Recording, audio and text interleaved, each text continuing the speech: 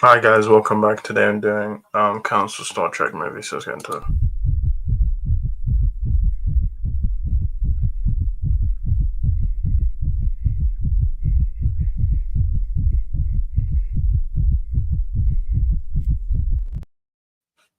Welcome back. Today I'm looking at Council Star Trek movies, so if you don't get to subscribe and click HBL's algorithm. So today I'm looking at Star Trek movies.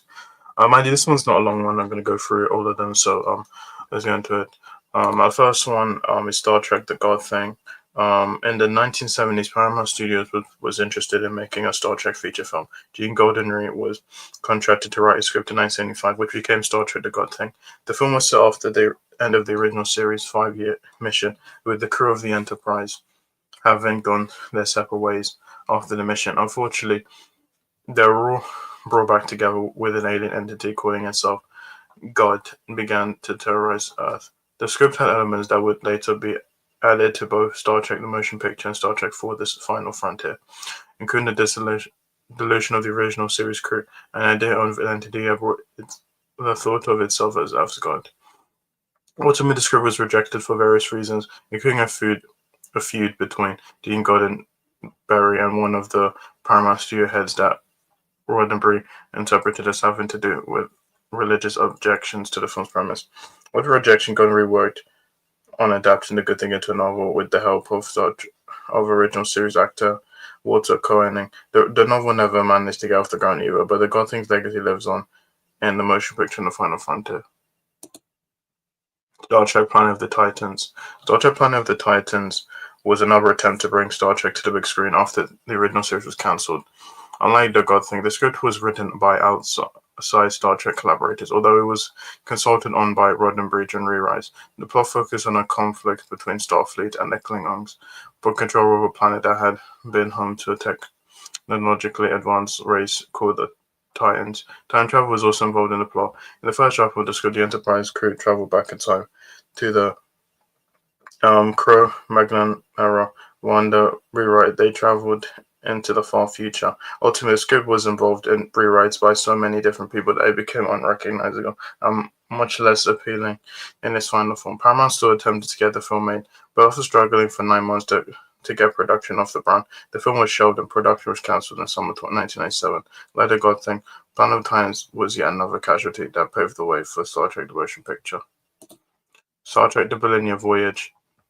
The final casualty before Star Trek the Motion Picture was Star Trek the Billion Year Voyage. The script was written by famous science fiction writer Robert Silverback, and the plot bore similarities to Planet of the Titans. In the film, the Enterprise's crew become involved with the Great Ones, a technology superior race that the Klingons are also interested in. After using the Great One's technology to defeat the Klingons, Kirk struggles to figure out what to do with something as powerful as the technology. Silverberg's script dealt with some interesting themes, but the film was ultimately abandoned mostly because of Paramount's ambivalence to the premise. Instead, the studio decided to move ahead with Gene Roddenberry's idea of a new Star Trek series entitled Star Trek Phase 2.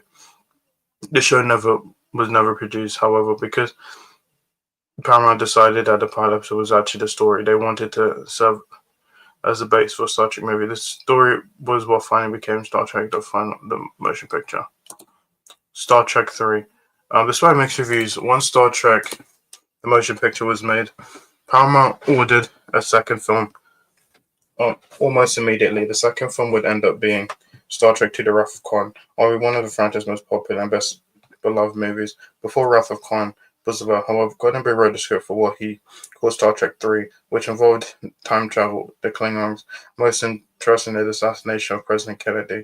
Roddenberry was very proud of the story and was sure that Paramount would give him the green light on it. The studio rejected the idea almost immediately, however, and hired producer Harve Bennett to create Wrath of Khan instead, leaving Roddenberry somewhat crushed. Wrath of Khan was so popular that paved the way for the rest of the Star Trek movies, but Roddenberry never gave up on his Star Trek 3 idea and attempted to pitch it to the studio several more times over the years, all without success.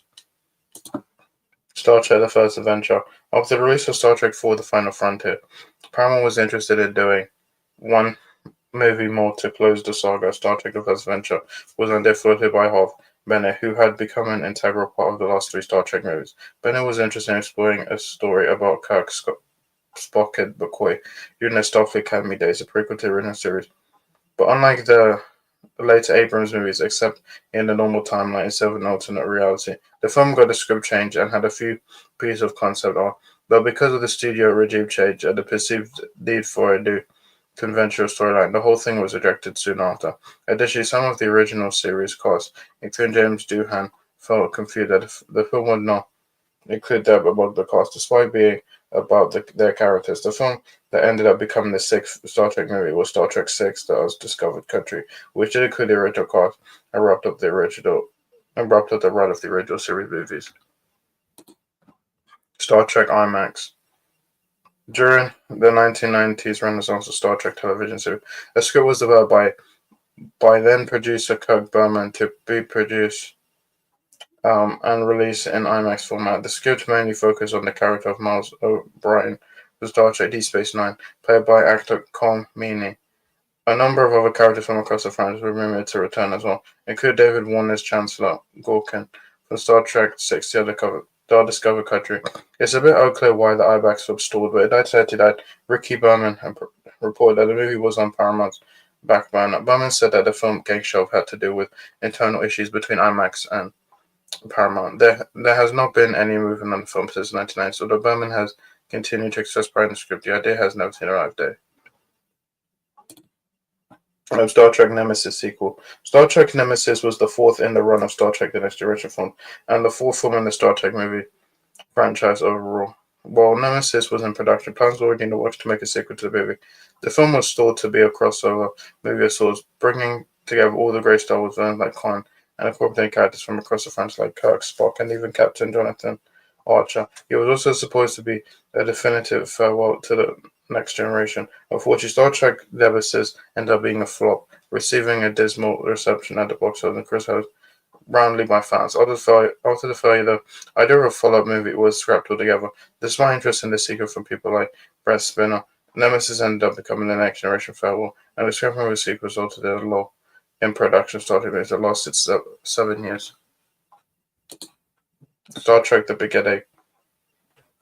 During the lull in Star Trek movie production in the early 2000s, there were still attempts to get scripts off the ground. One such script was Star Trek The Beginning, which was developed to bridge the gap between Star Trek Enterprise and Star Trek the original series. The Beginning would deal with the Federation Romulan War that had been previously mentioned in the original series, and the main character would be an ancestor of Captain Kirk's, named Tiberius Chase. The project was shelved because Paramount was not happy with the concept. While it might sound interesting to hardcore fans, the idea of a movie with no established Star Trek characters did not appeal to the studio, mainly because they did not think of a cast entirely new characters would draw people in. There was also another regime change at Paramount during that time that the film was in development, and the new studio head ultimately scrapped Star Trek The Beginning to make more way for the reboot movies beginning in 2009. Then finally, Star Trek 4. Which technically this isn't cancelled, but I don't know if we're going to get this. Since the release of Star Trek Beyond 2016, there has been talks about a sequel, which would be the 14th film in the franchise and the fourth film in the Kelvin timeline saga. The current Star Trek 4 was never announced, but there were talks about bringing Chris Hemsworth back to portray George Kirk as he did in Star Trek. There was also rumors that legendary director Quentin Tarantino would be brought for the project, a decision that would have likely have caused a big turnish in the franchise due to Tarantino's unique style. The sudden and tragic death of Anton Yelchin in 2016 caused many of the reboot movie cast to become disillusioned with the idea of doing another movie without him included. This combined with issues in signing both Chris Hemsworth and Chris Pine due to salary disputes meant the production on Star Trek 4 stalled quickly. In 2019, Paramount announced that it had shelved the project indefinitely, citing the salary issues as the main reason. It's unclear whether or not the project will become visible again. The shelving Star Trek 4 seems like it may bring back another lull in the Star movie production. Look at the franchise in the middle of another TV renaissance with shows like Star Trek Discovery and Star Trek Picard, so there will be content for fans to enjoy. In the meantime, Star Trek fans have a long and storied history, and even when things have seemed bleak for the franchise, it has pulled through, and there is no reason to think it won't do so again, despite current issues. And so that's it. So I'm sorry this video was long. So guys, so much for my video. I'll see you in my next video, and goodbye.